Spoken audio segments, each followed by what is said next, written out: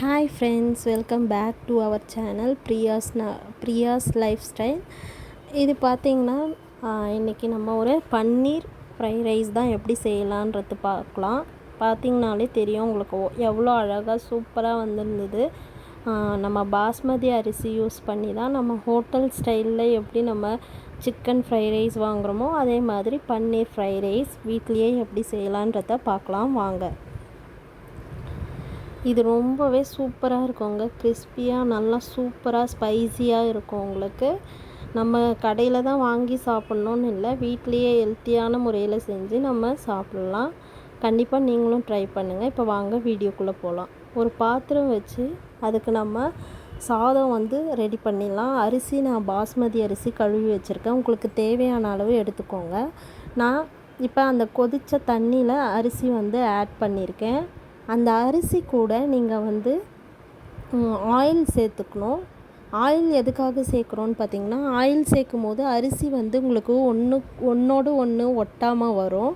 அதே மாதிரி அரிசி எப்படி வெந்திருக்கணுன்னா 80% அளவுக்கு வெந்திருக்கணும். ரொம்பவும் வேகக்கூடாது. ஒரு 80% அளவுக்கு உங்களுக்கு வெந்திருக்கணும். ஆயில் கண்டிப்பாக ஆட் பண்ணிக்கோங்க. ஆட் பண்ணி நல்லா அதை கிளறி விட்டுக்கோங்க. அதேமாரி நம்ம அரிசியை அடிக்கடி கரண்டி போட்டு நம்ம கிண்டக்கூடாது, அது உடையிறதுக்கு சான்ஸ் இருக்குது. ஓகேங்களா? மீடியம் ஃப்ளேமில் வச்சுக்கோங்க. வச்சுட்டு ஒரு 80% மட்டும் நல்லா சாதம் வேகட்டோன்ட்டு விட்டுருங்க. 80% ஆன உடனே நீங்கள் அதை வடிச்சுக்கலாம். இப்போ பார்த்தீங்கன்னா இந்த மாதிரி இருக்கும். பார்த்தீங்கனாலே தெரியும்.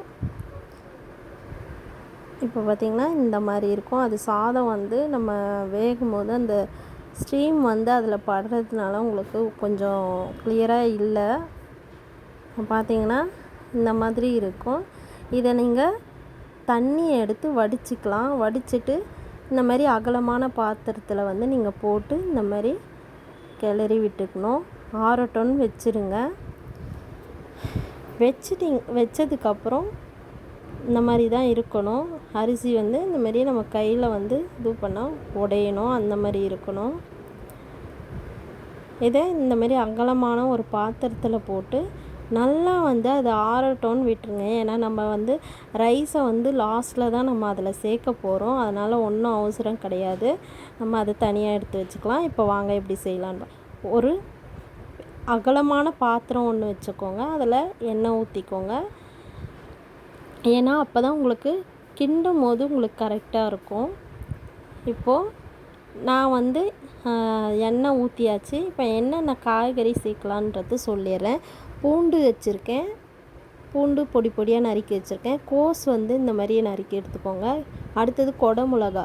கொடமிளகா பார்த்திங்கன்னா இந்த மாதிரி நீட்டாக கட் பண்ணி வச்சுக்கோங்க. ஓகேங்களா? கேரட்டும் அதே மாதிரி நீட்டாக கொஞ்சம் கட் பண்ணிக்கோங்க. ஸ்ப்ரிங் ஆனியன் இது எடுத்துக்கோங்க.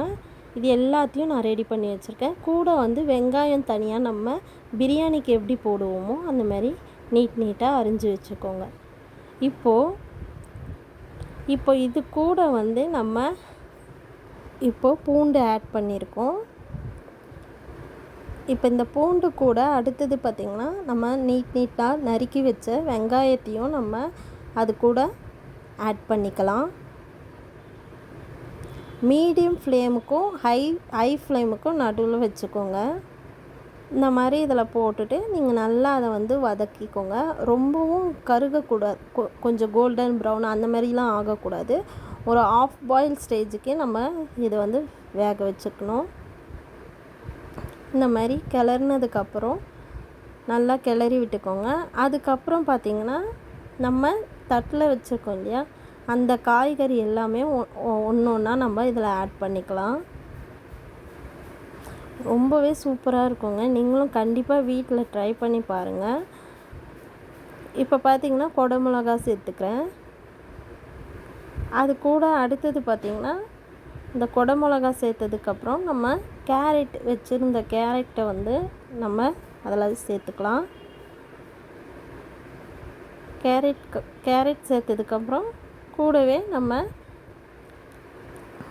இருக்கிற காய்கறி எல்லாத்தையுமே நம்ம அதில் சேர்த்துட்டு, காய்கறியும் உங்களுக்கு வந்து ஒரு ஆஃப் பாயில் ரேஞ்சுக்கு தான் வேகணும், அது ரொம்ப வெந்துடக்கூடாது. இப்போ கோஸ் ஆட் பண்ணிக்கலாம்.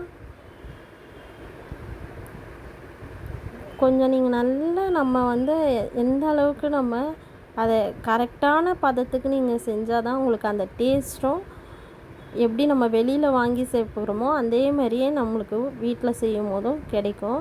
வெளியில் என்னென்னா அஜினமோட்டோ சேர்ப்பாங்க, நம்ம வீட்டில் அது சேர்க்காமல் நம்ம டேஸ்டியாகவே செஞ்சுக்கலாம். இப்போ இது எல்லாத்தையும் சேர்த்து நல்லா கிளறி விட்டுக்கோங்க. உங்களுக்கு பாதி வதங்கும் போதே உங்களுக்கு தெரியும் எந்த அளவுக்கு வதங்கி இருக்குது அப்படின்றது உங்களுக்கு பார்த்தாலே உங்களுக்கு தெரியும். இப்போ நல்லா வதக்கிக்கோங்க.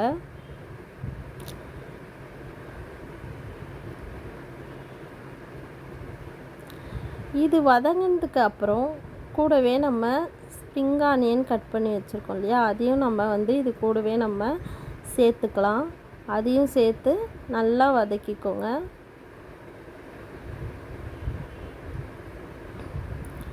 இப்போ நல்லா வதக்கினதுக்கப்புறம் கொஞ்சம் கேப் விட்டு நல்லா நீங்கள் அதை வதக்கி எடுத்துக்கோங்க.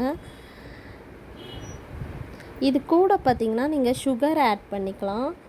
நான் 1/2 ஸ்பூன் சுகர் ஆட் பண்ணியிருக்கேன். அப்படி உங்களுக்கு சுகர் வேணான்றவங்க ஸ்கிப் பண்ணிடலாம். இதை கொஞ்சம் வந்து உங்களுக்கு ஸ்வீட்னஸாக இருக்கா மாதிரி இருக்கும், உங்களுக்கு நல்லாயிருக்கும். சப்போஸ் உங்களுக்கு வேணான்னு நினைக்கிறவங்க அதை ஸ்கிப் பண்ணிவிடுங்க. இப்போ இது எல்லாம் சேர்த்து நல்லா மிக்ஸ் பண்ணிக்கோங்க. மிக்ஸ் பண்ணி கிளறி விடுங்க. நல்லா கவனிச்சுக்கோங்க, நம்மளுக்கு மீடியம் ஃப்ளேமுக்கும் ஹை ஃப்ளேமுக்கும் நடுவில் தான் நம்மளுக்கு இருக்கணும். இப்போ பார்த்திங்கன்னா இந்த ஸ்டேஜ் இந்த மாதிரி இருக்கணும். நல்லா வதங்கி அது கூட வந்து நம்ம மிளகுத்தூள் ஆட் பண்ணிக்கலாம். மிளகுத்தூள் போட்டுட்டு நல்லா அதை வந்து எவ்வளோ உங்களுக்கு காரம் வேணுமோ அதுக்கேற்ற மாதிரி நீங்கள் மிளகுத்தூள் ஆட் பண்ணிக்கோங்க.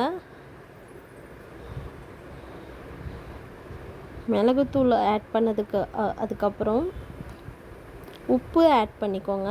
உப்பு நம்ம தேவைக்கு ஏற்ற மாதிரி நீங்கள் உப்பு ஆட் பண்ணிக்கோங்க. உப்பு இதெல்லாம் ஆட் பண்ணி நல்லா வந்து அதை கிளறி விட்டுக்கோங்க. உங்களுக்கு இப்பயே தெரியும், பார்த்தா உங்களுக்கு எந்த அளவுக்கு வந்து உங்களுக்கு வெந்து இருக்குன்னு சொல்லிட்டு. ரொம்பவும் நம்ம வந்து வேக விட்டுட்டோன்னா அது வந்து அந்த டேஸ்ட் வராது, ஃப்ரைட் ரைஸ்க்கான டேஸ்ட் வராது. அதே மாதிரி சாதமும் நீங்கள் அதுக்கேற்ற மாரி வடித்து நம்ம கரெக்டான இதுவுக்கு பாயில் பண்ணி வச்சா தான் உங்களுக்கு சாதம் வந்து அதில் போடும்போது உங்களுக்கு நல்லா இருக்கும்.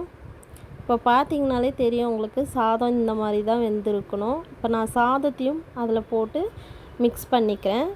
நீங்கள் செய்யும் போதே ஒரு அகலமான பாத்திரத்தில் எடுத்து செஞ்சுக்கோங்க, ஓகேங்களா? அப்போ தான் நம்ம வந்து கிளறும் போது ஈஸியாக இருக்கும்.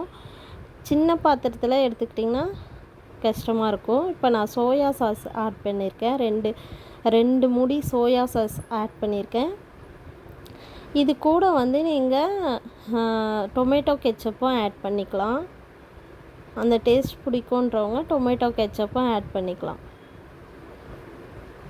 இப்போ பார்த்திங்கன்னா நல்லா நீங்கள் இந்த மாதிரி கிளறி விட்டதுக்கப்புறம் நம்ம பன்னீர் வந்து நம்ம ஃப்ரை பண்ணி வச்சுருக்கோம். அந்த பன்னீரை வந்து நம்ம இதில் ஆட் பண்ணிக்கலாம். இந்த பன்னீரை ஆட் பண்ணதுக்கப்புறம் நல்லா நீங்கள் அதையும் மிக்ஸ் பண்ணி விட்டுக்கோங்க. மிக்ஸ் பண்ணி விட்டுட்டு உங்களுக்கு பார்த்திங்கன்னா ஒரு சூப்பரான டேஸ்ட்டில் உங்களுக்கு நீங்கள் வீட்டில் கண்டிப்பாக செஞ்சு பசங்களுக்கு கொடுத்து பாருங்கள். அவ்வளோ ஒரு டேஸ்ட்டாக இருக்கும். நல்ல சூப்பரான எந்த ஒரு இதுவும் இல்லாமல், இப்போ நம்ம ஹோட்டல்லாம் வாங்கும்போது அவங்க எந்த ஆயில் மிக்ஸ் பண்ணுறாங்க, எப்படி செய்கிறாங்கன்றது நம்மளுக்கு தெரியாது. அதிலும் இல்லாமல் அஜினமோட்டோ மிக்ஸ் பண்ணுவாங்க. அது ரொம்பவே நம்ம உடம்புக்கு வந்து கெடுதல் தான். அதே நீங்கள் வந்து வீட்டில் இந்த மாதிரி செஞ்சு கொடுங்க. இது கூட வந்து நீங்கள்